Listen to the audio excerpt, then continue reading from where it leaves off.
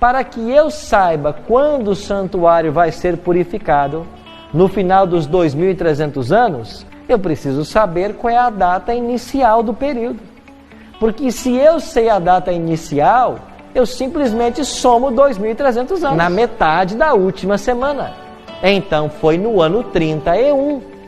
Então, por 3 anos e meio, o próprio Cristo trabalhou com os judeus, e por outros 3 anos e meio, os discípulos trabalharam com os judeus. Agora, o que aconteceu no final das 70 semanas?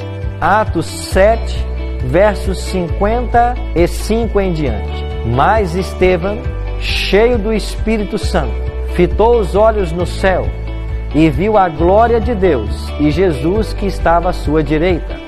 E disse: Eis que vejo os céus abertos e o Filho do Homem em pé à destra de Deus. Eles, porém, clamando em alta voz, taparam os ouvidos e, unânimes, arremeteram contra ele e, lançando-o fora da cidade, o apedrejaram. As testemunhas deixaram suas vestes aos pés de um jovem chamado Saulo. Aqui está o episódio da morte de Estevão.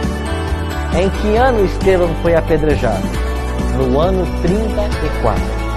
E esse sermão de Estevão, aqui em Atos capítulo 7, foi o último apelo de Deus à nação judaica. Estevão pregou para os judeus e disse assim: vocês mataram o autor da vida. Vocês crucificaram o Cristo, o Messias. Vocês precisam se arrepender. E ao invés dos judeus se arrependerem, eles mataram Estevão. Que ano era este? Era o ano 34. Então, exatamente no ano 34, terminou as 70 semanas ou 490 anos de chance, de graça, que Deus deu à nação judaica. E nós percebemos que a história é a melhor intérprete da profecia, porque o apedrejamento de Estevão no ano 34, a morte de Cristo no ano 31, o batismo de Cristo no ano 27, são pontos que se firmam para estabelecer 457 como a data inicial da profecia. E se nós percorremos até aqui 490 anos, nos faltam dos 2.300 exatamente 1.810 ainda a percorrer na história. E se nós estamos no ano 34, no ano do apedrejamento de Estevão, e nós viajarmos mais 1.810 anos, eu chegarei ao ano de 1844.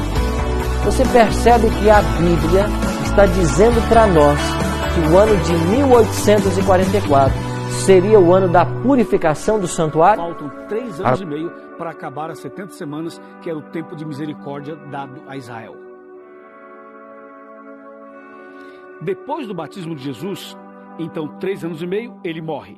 Depois da morte de Cristo, passam mais 3 anos e meio e acontece a conversão de Saulo.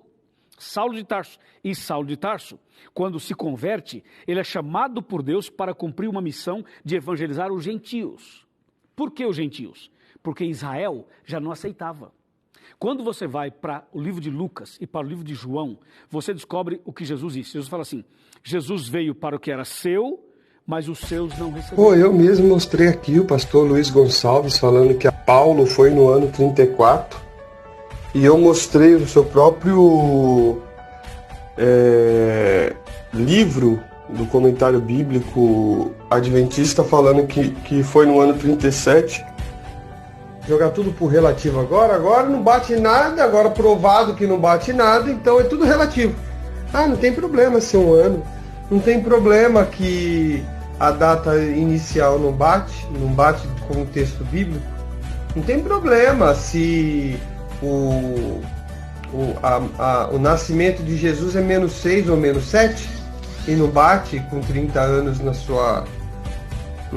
seu batismo, não tem problema. Não tem problema o ano 31, a morte de Jesus ser no segundo mês e não no primeiro, não tem problema.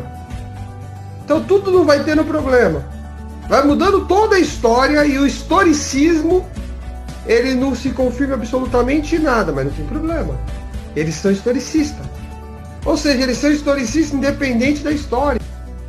Jesus nasceu entre o ano 6 e o ano 7 antes de Cristo mesmo, né?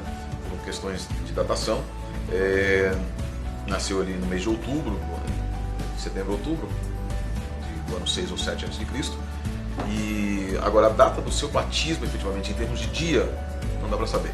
Eu acredito que Jesus nasceu no dia, entre o primeiro dia do o dia de Rosh Hashanah e o dia de Sukkot, então seria setembro, outubro do ano 6, quando a gente não sabe.